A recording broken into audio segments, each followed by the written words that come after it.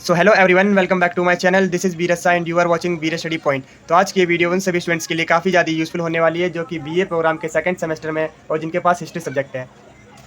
आज अपनी इस वीडियो में हम हिस्ट्री का जो फर्स्ट यूनिट है ईस्वी 300 से 1200 साक्ष्यों का सर्वेक्षण, इस यूनिट को कंप्लीट डिस्कस करने जा रहे हैं। और तो और जैसा कि आपको पता होगा कि मैं अपनी इन सभी वीडियो में इस यूनिट से रिलेटेड जितने भी एग्जाम में जिस टाइप के भी क्वेश्चन बनते हैं वह सभी क्वेश्चन आपको सॉल्यूशन के साथ अपनी वीडियो में प्रोवाइड कराता हूं। और अगर आप इन सभी क्वेश्चन को अच्छी तरह प्रिपेयर कर लेते हो तो आप देखोगे कि आपके एग्ज़ाम में इस यूनिट में इन क्वेश्चन से आगे कोई भी क्वेश्चन नहीं पूछा जाएगा और आप अपने एग्ज़ाम में इजीली 95% से अबव मार्क्स गेट कर पाओगे। तो ये वीडियो आपके लिए काफ़ी ज़्यादा यूज़फुल होने वाली है, तो प्लीज़ इस वीडियो को कंप्लीट देखिएगा और वीडियो को जरा सा भी स्किप ना करें। आगे बढ़ने से पहले अगर आप इस चैनल पर पहली बार आए हैं तो इसे जल्दी से जल्दी सब्सक्राइब कर लें, जिससे कि आपको इसके लेटेस्ट अपडेट मिलते रहें। तो बिना टाइम वेस्ट करते हुए हम बढ़ते हैं अपने वीडियो की तरफ। तो इस चैप्टर में दो टाइप के ही क्वेश्चन बनते हैं, फर्स्ट और सेकंड। जो फर्स्ट टाइप का क्वेश्चन है वो कुछ इस तरीके से बनता है: अपने अध्ययन की अवधि के तहत प्रारंभिक भारत के पुनर्निर्माण के लिए साहित्यिक स्रोत और उनकी सीमाओं का विश्लेषण कीजिए। ठीक है। और जो सेकंड टाइप का क्वेश्चन है वो इस तरीके से आते हैं, अलग अलग लैंग्वेज में आते हैं लेकिन हमारा आंसर सेम रहता है। जैसे कि फॉर एग्जांपल, गुप्त युग के दौरान सामाजिक और आर्थिक जीवन पर विवरण लिखें। ये 2021 के पेपर में पूछा गया था। 2019 के पेपर में पूछा गया था, गुप्त प्रशासन की प्रमुख विशेषताओं का वर्णन दीजिए। 2018 के पेपर में पूछा गया था, गुप्त शासन की प्रमुख विशेषताओं की विवेचना कीजिए। 17 के पेपर में पूछा गया था, गुप्त प्रशासन की मुख्य विशेषताओं की चर्चा कीजिए। ठीक है। और 2019 के पेपर में पूछा गया था, गुप्त वंश की प्रशासनिक व्यवस्था की मुख्य विशेषताओं की चर्चा करें। ठीक है। बस लैंग्वेज अलग अलग है, बाकी थीम जो है उसकी सेम है। तो हम पहले अपने जो फर्स्ट क्वेश्चन है उसका आंसर पढ़ते हैं, देन हम सेकंड क्वेश्चन का भी आंसर देखेंगे। तो फर्स्ट क्वेश्चन का आंसर हम कुछ इस तरीके से स्टार्ट करेंगे: भारत के संदर्भ में अनेक स्रोत उपलब्ध हैं।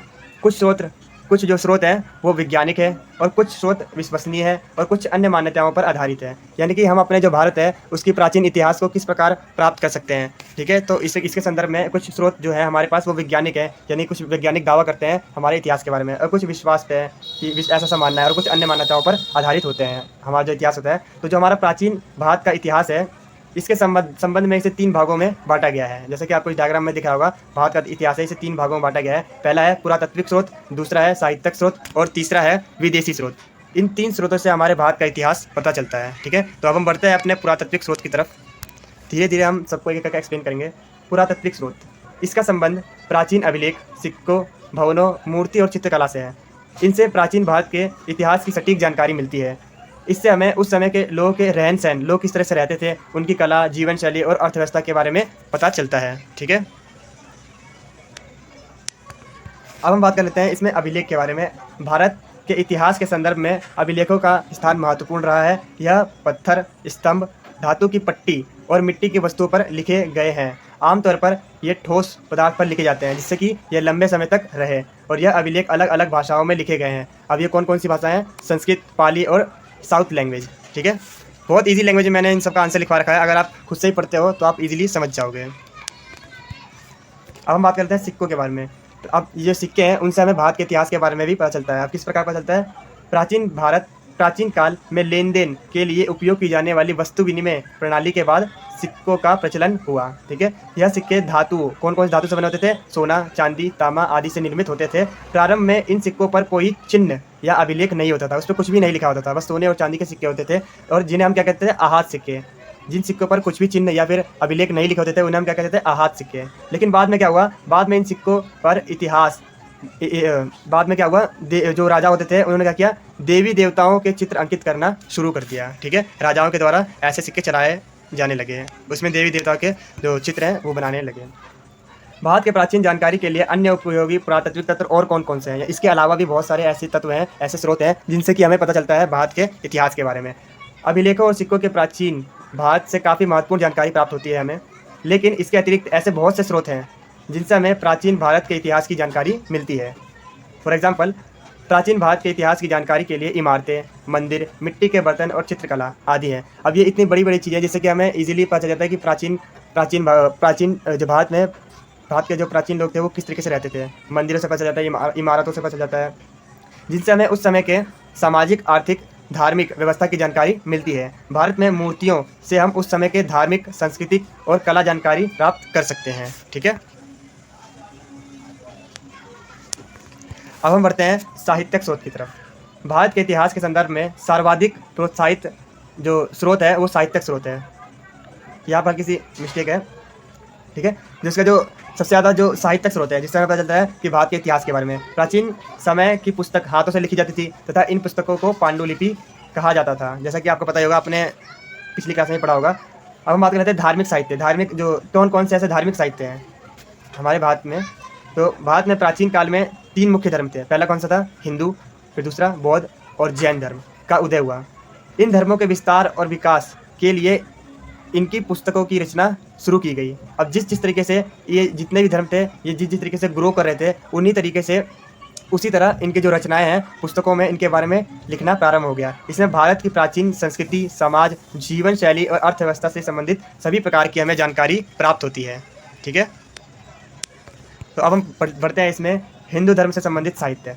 तो विश्व के प्राचीन धर्मों में से इसकी जानकारी पुस्तकों से स्पष्ट रूप से दिखाई देती है। अब जो हिंदू धर्म है ये प्राचीन धर्मों से में से एक बहुत इंपॉर्टेंट धर्म है, ठीक है, और इसकी अनेक पुस्तकें हैं, ठीक है, जैसे कि ग्रंथ, पुस्तक और महाकाव्य। इन सब से हमें स्पष्ट रूप से पता चलता है कि हिंदू धर्म के जो जितने भी साहित्य थे, वहाँ की जीवन शैली कैसी थी, सामाजिक और अर्थव्यवस्था के बारे में पूरी जानकारी मिलती है। और इसमें कई सारी रचनाएँ भी हैं, जैसे कि वेद, वेदांग, पुराण, रामायण और महाभारत।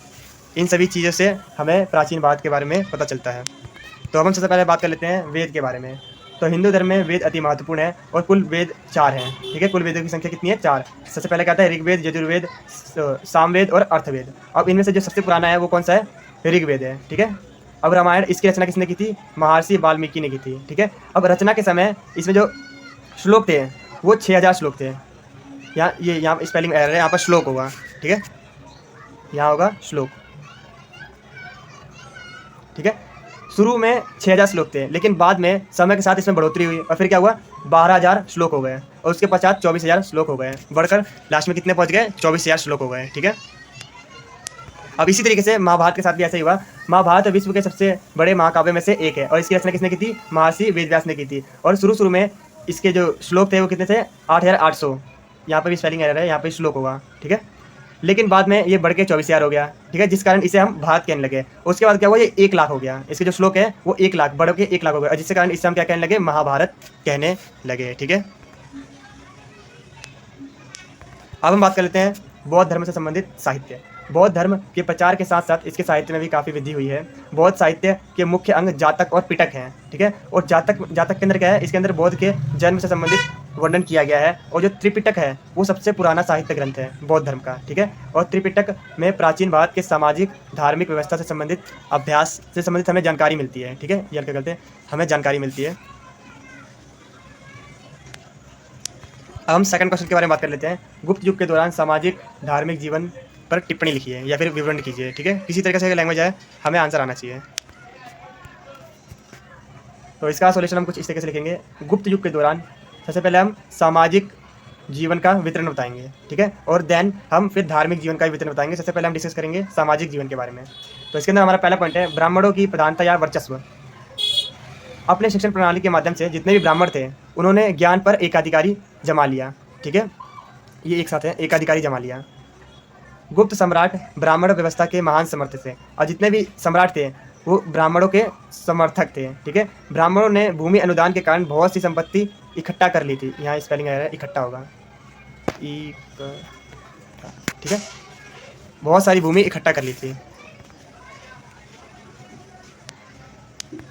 अब नेक्स्ट सबसे पहले, और उस टाइम क्या था? ब्राह्मणों का काफ़ी मान सम्मान था, ठीक है। अब उसके बाद क्या हुआ? फिर क्षत्रिय का दूसरा स्थान, उसके बाद फिर क्या हुआ? फिर क्षत्रिय आया।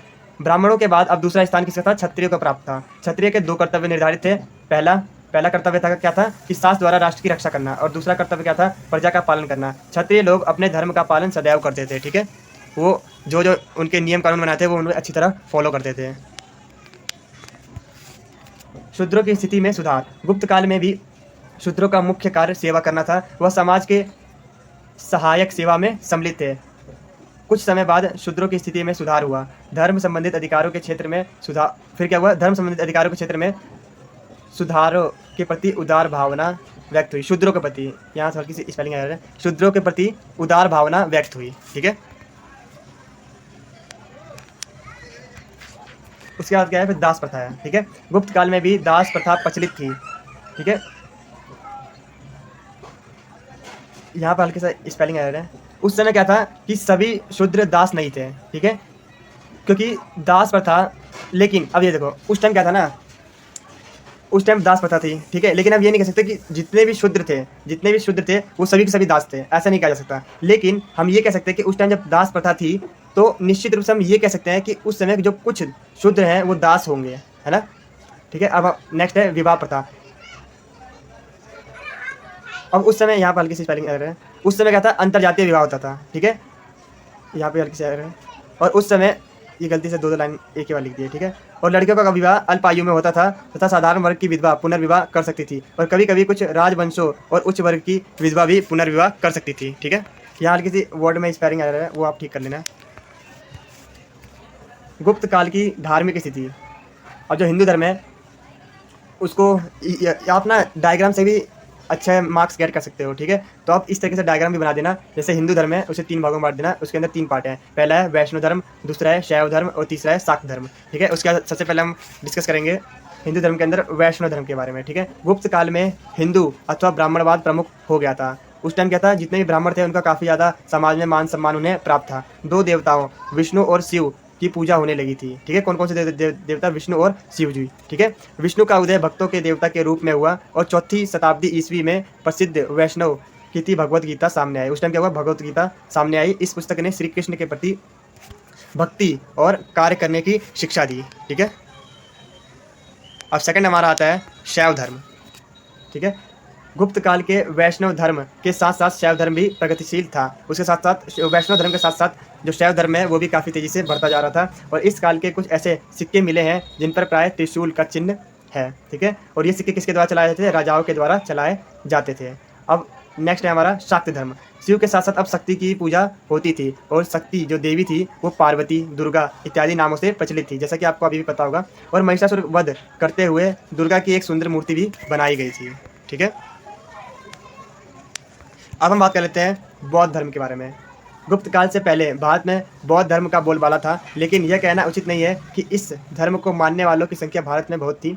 चीनी यात्री के वितरण से यह पता चलता है कि कश्मीर, पंजाब, अफगानिस्तान में जो बौद्ध धर्म था वो काफ़ी ज़्यादा लोकप्रिय था, काफ़ी ज़्यादा फेमस था। कौन कौन सी जगहों पर, कश्मीर, पंजाब और अफगानिस्तान इसमें बहुत ज़्यादा ये लोकप्रिय था। उन्होंने देखा कि इन प्रदेशों में हज़ारों में बौद्ध विद्यमान हैं, ठीक है। तो इस तरीके से आपको अपना आंसर लिखना है, जिससे कि आपको अच्छा मार्क्स कट कर पाओगे, ठीक है। अब हम बात कर लेते हैं जैन धर्म के बारे में। जैन धर्म स्वतंत्र रूप से प्रगति करने में सफल हुआ। ऐसे युग में जैन ग्रंथ की भी रचना हुई, और वो किस लैंग्वेज में थी, संस्कृत में हुई थी, ठीक है।